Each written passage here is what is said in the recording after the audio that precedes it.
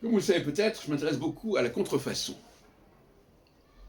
Et j'ai beaucoup travaillé sur la contrefaçon, notamment dans le domaine des études nostradaméiques, nostradamologiques, où l'on voit des textes qui ne sont pas décrits à l'époque où ils prétendent être écrits, qui sont inventés, qui sont fabriqués pour donner le change. Et il y a des gens qui tombent dans le panneau, comme Patrice Guinard, et comme bien d'autres personnes, même qui ont des titres universitaires ou qui ont publié des bouquins, et qui sont complètement à côté de la plaque.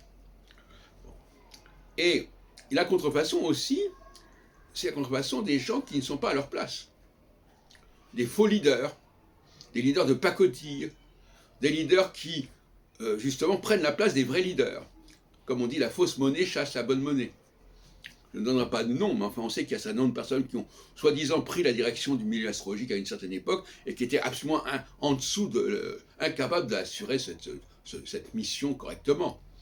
Bon, et qui ont fait un truc complètement tout à fait insuffisant.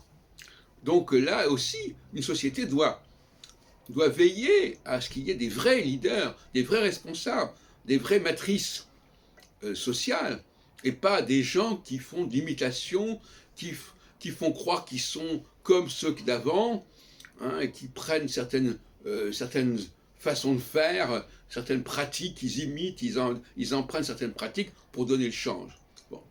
Ça, c'est aussi une maladie dont la société doit se prévenir.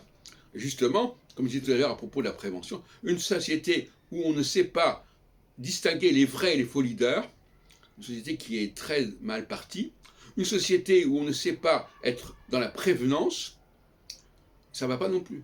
Parce qu'un leader, il doit être prévenant. Il doit être généreux. Il doit proposer aux gens sans que ces gens-là aient besoin de le demander. Il faut aller vers eux.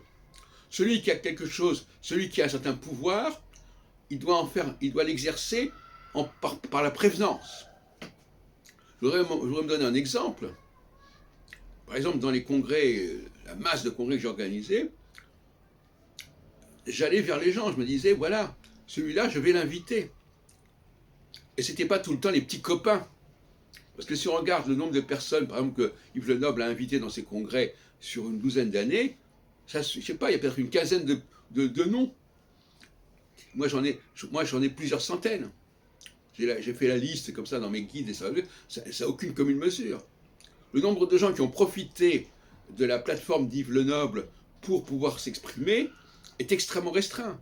C'était souvent les mêmes personnes à qui on demandait de travailler sur tel et tel thème, par exemple.